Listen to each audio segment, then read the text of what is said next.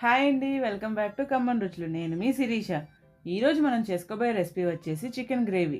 ఇది మనం రెగ్యులర్గా చేసుకునే చికెన్ కర్రీ కాదండి. ఎప్పుడైనా ఇంట్లో ఎక్కువ మంది ఉండేటప్పుడు నేను చెప్పిన విధంగా చేస్తే కర్రీ అనేది మంచి గ్రేవీతో పాటు టేస్ట్ కూడా చాలా అద్భుతంగా వస్తుంది.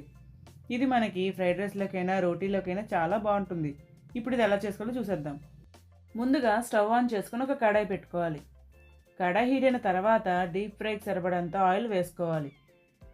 ఆయిల్ హీట్ అయిన తర్వాత ఉల్లిపాయలను వేసుకొని గోల్డెన్ బ్రౌన్ కలర్ వచ్చే వరకు వేయించుకోవాలి. బ్రౌన్ ఆనియన్స్ అనేవి ఎప్పుడూ ఫ్లేమ్ని మీడియంలో ఉంచుకొని వేయించుకోవాలి. కొంతమంది ఫ్లేమ్ని హైలో పెట్టేసి వేయిస్తారు. అలా వేయించడం వల్ల ఉల్లిపాయలు వేగినట్టు ఉంటుంది కానీ చేదు వచ్చేస్తాయి. బ్రౌన్ ఆనియన్స్ వేగిన తర్వాత ఒక ప్లేట్లోకి ట్రాన్స్ఫర్ చేసుకుని పక్కన పెట్టుకోవాలి. ఇప్పుడు ఇంకో కడాయి పెట్టుకొని అందులో వాటర్ని వేసుకోవాలి. వాటర్ బాయిల్ అయిన తర్వాత టమాటోకి కట్స్లా పెట్టుకొని వాటర్లో వేసుకొని అలాగే 3 ఎండుమిరపకాయలు, 10 జీడిపప్పు పలుకులు, 1 ఇంచు దాల్చిన చెక్క, 3 లవంగాలు, 3 ఇలాచీ వేసుకొని టమాటోలు మెత్తపడే వరకు ఉడికించుకోవాలి. ఇలా మెత్తపడిన తర్వాత స్టవ్ ఆఫ్ చేసుకొని చల్లారబెట్టుకోవాలి. ఇప్పుడు ఒక మిక్సింగ్ బౌల్ తీసుకొని అందులో మనం ముందుగానే శుభ్రం చేసి పెట్టుకున్న చికెన్ని వేసుకోవాలి. ఇప్పుడు మ్యారినేషన్ కోసం 1 కప్పు పెరుగు, మీ రుచికి సరిపడంత ఉప్పు, 1/2 టీ స్పూన్ పసుపు, 2 టేబుల్ స్పూన్ల కారం, 1/2 టీ స్పూన్ జీలకర్ర పొడి, 1 టేబుల్ స్పూన్ ధనియాల పొడి, 1 table spoon chicken masala, 1 table spoon అల్లం వెల్లుల్లి పేస్ట్, చెక్క నిమ్మకాయ రసాన్ని కూడా వేసుకొని బాగా కలుపుకోవాలి.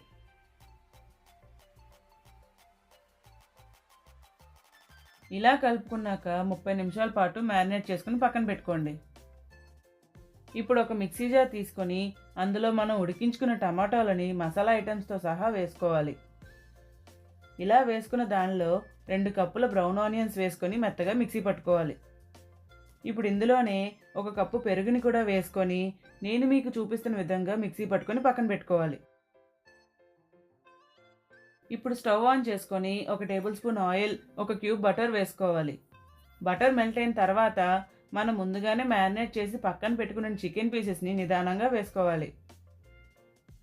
ఇలా వేసుకున్నాక ఫ్లేమ్ని లోలో ఉంచుకొని మూత పెట్టుకొని మగ్గించుకోవాలి.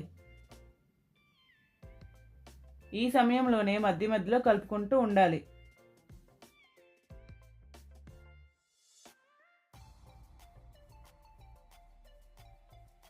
అన్నట్టు మరొక మాట, నా వీడియోస్ నచ్చితే సబ్స్క్రైబ్ చేయండి.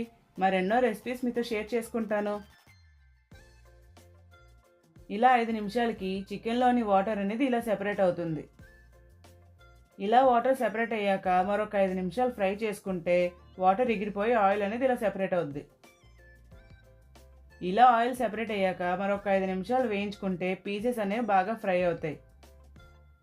చికెన్ ఇలా ఫ్రై అయిన తర్వాత స్టవ్ ఆఫ్ చేసుకుని పక్కన పెట్టుకోండి. ఇప్పుడు స్టవ్ ఆన్ చేసుకొని ఇంకో కడాయి పెట్టుకోవాలి. కడాయి హీట్ అయిన తర్వాత 2 టేబుల్ స్పూన్ ఆయిల్ వేసుకోవాలి. ఆయిల్ హీట్ అయిన తర్వాత 1 కప్పు ఉల్లిపాయ తరుగు వేసుకొని దోరగా వేయించుకోవాలి.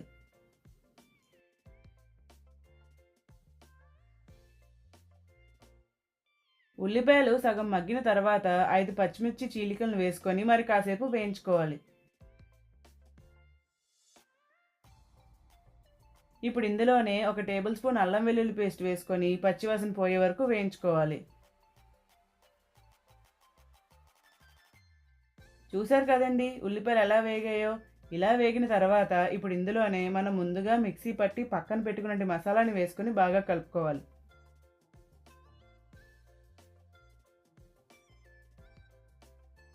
ఇలా కలుపుకున్నాక 1 కప్పు వాటర్ని కూడా యాడ్ చేసుకొని మరొకసారి బాగా కలుపుకున్నాక మూత పెట్టి మగ్గించుకోవాలి. ఈ సమయంలోనే ఫ్లేమ్ అనేది మీడియంలో ఉంచుకొని మధ్య మధ్యలో కలుపుకుంటూ ఆయిల్ సెపరేట్ అయ్యే వరకు మగ్గించుకోవాలి.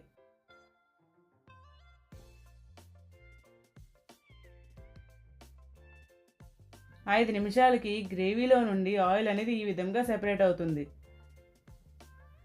ఇప్పుడు ఇందులోనే మనం ముందుగా ఫ్రై చేసి పక్కన పెట్టుకున్న చికెన్ పీసెస్ని వేసుకోవాలి. ఇలా వేసుకున్నాక బాగా కలుపుకొని మూత పెట్టుకొని మరి కాసేపు మగ్గించుకోవాలి.